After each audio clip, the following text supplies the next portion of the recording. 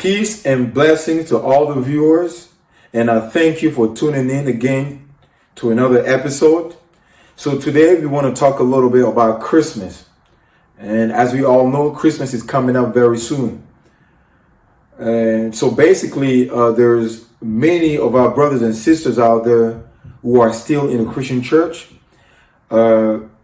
celebrating Christmas and observing these holidays, not knowing the pagan roots or the pagan origin of these holidays, and one of them being Christmas. So that's what we're going to touch on in today's video. And on the other hand, of course, we have a lot of brothers and sisters who are coming to this knowledge in these last days, knowing the pagan origin of Christmas. So basically, this video is for the brothers and sisters who don't know that Christmas is a pagan holiday, and those who really want to partake in righteousness, those who have a pure heart and who really want to follow the Most High. So with that being said, what you need to do is sit down and lend me your ear for a few minutes so you can understand why you observe Christmas, and you can get the origin of this holiday. And then afterward, you can consciously decide if you want to continue doing it or if you want to do away with it. Because what you're going to find out in this video is that you have been naively beguiled into worshiping the devil through Christmas. And I'm going to show you exactly how. Watch.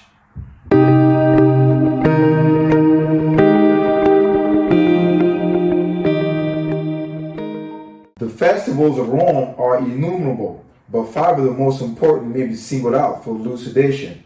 This: Christmas Day, Lady Day, Easter, the Nativity of St. John, and the Feast of Assumption. Each and all of these can be proved to be Babylonian. And first, as to the festival in honor of the birth of Christ, or Christmas, how comes it that the festival was connected with the 25th of December? There is not a word in the scriptures about the precise day of his birth or the time of the year when he was born. What is recorded there implies that at what time soever his birth took place, it could not have been on the 25th of December. So basically, December 25th stems all the way back to the beginning of civilization in ancient Babylon. During the winter solstice, according to the mythology, that's the day when the sun begins to regain its dominion and begin to conquer the night. Because during the winter solstice, that's the period when the night is at its longest extent for the rest of the year, and the day is shown for the shortest amount of time for the rest of the years as well. So there's this type of mythological battle going on between the sun and night. So what succeeded, it was a gradual increase of the sun going from its lowest point all the way up into the summer solstice, where it goes into its highest point. So the heathens or the pagans back then took that as a sign that the sun was beginning to regain dominance over the night, and then they began to make deities out of it. So, for instance, you have the Egyptian god Horus, who was born on the winter solstice of December 25th. You have the Greek god Helios, who was born on the winter solstice of December 25th. You have the Hindu god Mithras, who also was born on December 25th. You got the Greco-Roman god Apollo, who was born on the winter solstice of December 25th. And you got the demon of all demons, the deity named after Nimrod, Baal, who after Nimrod's death, he was deified by his mother Semiramis and turned and claimed that he became the sun god. He also was born on December 25th. So what happens is, the biblical scholars know that December 25th has always been used as a pagan day to conjure up spirits and demons. It's always been used that way. So now what they did was taking the Bible and infiltrate it and put the name Christ over it and got the whole world conjuring up spirit on December 25th, when it has nothing to do with the birth of Christ at all. At the time that the angel announced his birth to the shepherds of Bethlehem, they were feeding their flocks by night in an open field. Now, no doubt the climate of Palestine is not so severe as the climate of this country, but even there, though the heat of day be considerable, the cold of the night from December to February is very piercing, and it was not the custom for the shepherds of Judea to watch their flocks in the open field later than about the end of October. So basically what the Bible does says is that during the time of Christ's birth, the shepherds of Judea were outside feeding their flocks and grazing them by night times. And anybody in the right mind will tell you that there's no way the shepherd will be outside grazing their flocks in the depth of winter when it's blistering cold. So the Bible does not substantiate a winter birth, because there's no way that the shepherd will be outside grazing the flocks in the middle of winter when it's blistering cold. Common sense would tell you that there is no way that nobody would do that. No shepherd will be outside grazing the flock by nighttime. So this is just common sense. So that right there alone expels the notion that the Messiah was born in December. How then did the Roman Church fix on December 25th as Christmas Day? Why thus, long before the 4th century and long before the Christian era itself, a festival was celebrated among the heathen at that precise time of the year in honor of the birth of the son of the Babylonian Queen of Heaven. It was no mere astronomic festival that the pagans celebrated at the winter solstice. That festival at Rome was called the Feast of Saturn, and the mode in which it was celebrated there showed hence it has been derived. The feast lasted 5 days. Loose reins were given to drunkenness and revelry. Slaves had a temporary emancipation and used all manner of freedoms with their masters. Subsequently, the number of the days of the Saturnalia was increased to 7. So during the time of the Romans, they had a celebration during the same time of the year in December called the Saturnalia, when they were walking around and give each other gifts, sing songs, and have a bunch of sexual orgies, a freak fest. So the slaves or the prisoners were released for a short period of time to have fun during that time frame. So it started out with 5 days from December 17th to December 22nd.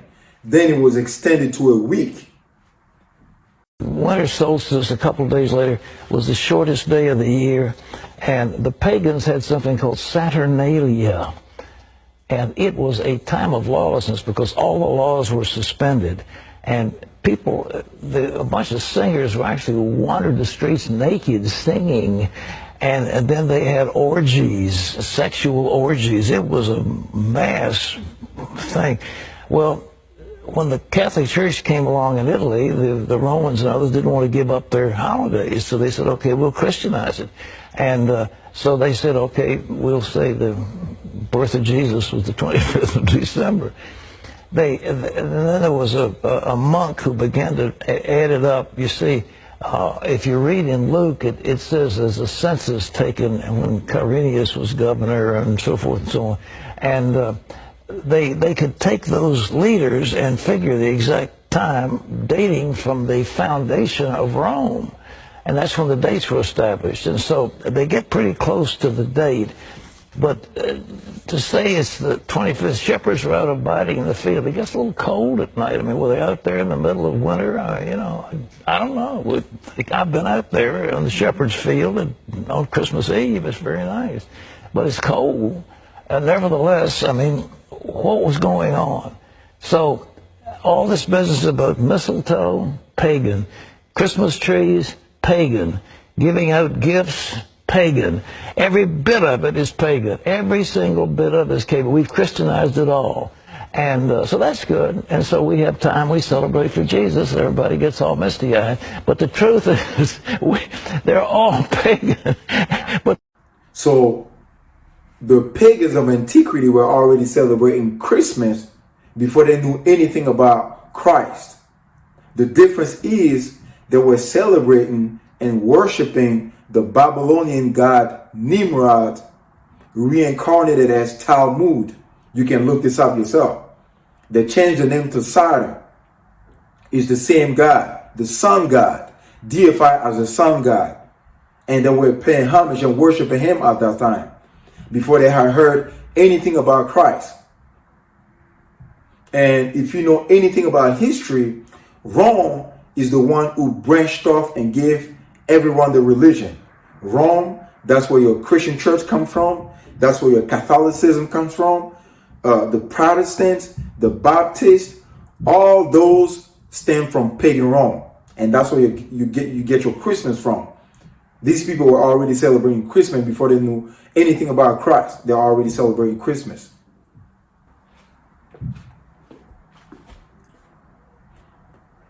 The Christmas tree, another satanic and paganistic ritual that has walked his way all the way through and made his way all the way up to Christianity from ancient Babylon. Is the same exact God, same exact deity. Most Christians don't even know that the Christmas tree is in the Bible. God condemns dealing with a Christmas tree. It's an abomination. Any Christian that has read the Bible, and the reason you don't know it's in the Bible, because you've never read the Bible. Most Christians never read the Bible. Because if they did, they would know that they're not supposed to be dealing with a Christmas tree or any other type of tree, putting ornaments and putting presents underneath it. You would know that it was a ancient pagan customs and a satanic holiday and Luciferian doctrine. Jeremiah chapter 10, verse 1 through 4. Hear ye the word which the Lord spake unto you, O house of Israel. Thus saith the Lord, learn not the way of the heathen, and be not dismayed at the signs of heaven, for the heathen are dismayed at them.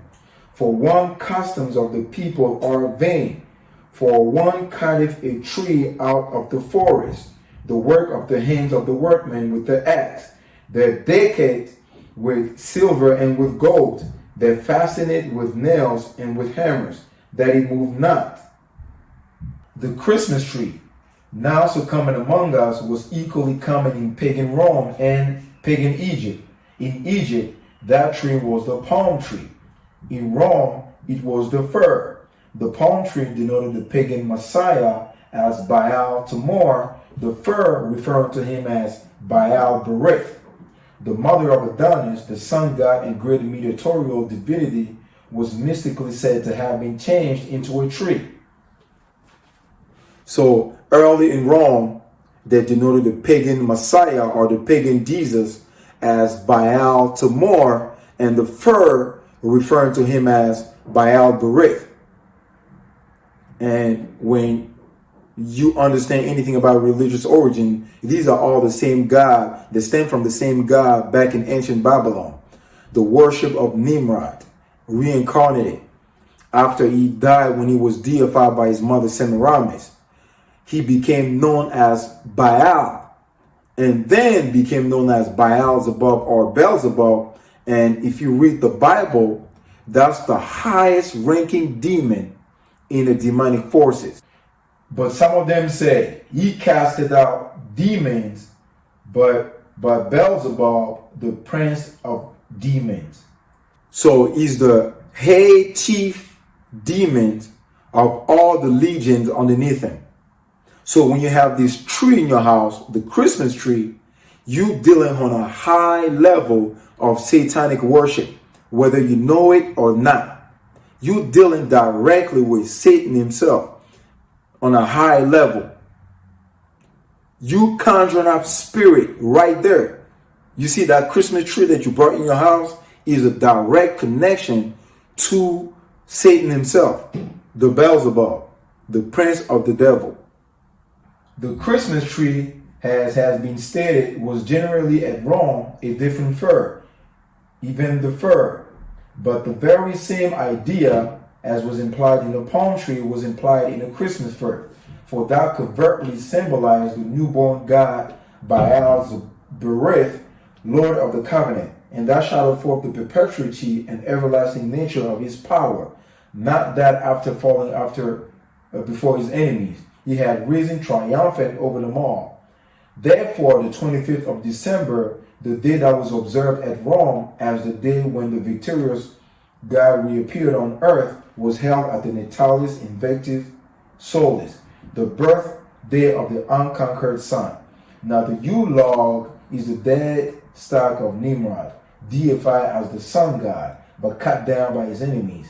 The Christmas tree is Nimrod redivivus, the slain god come to life again.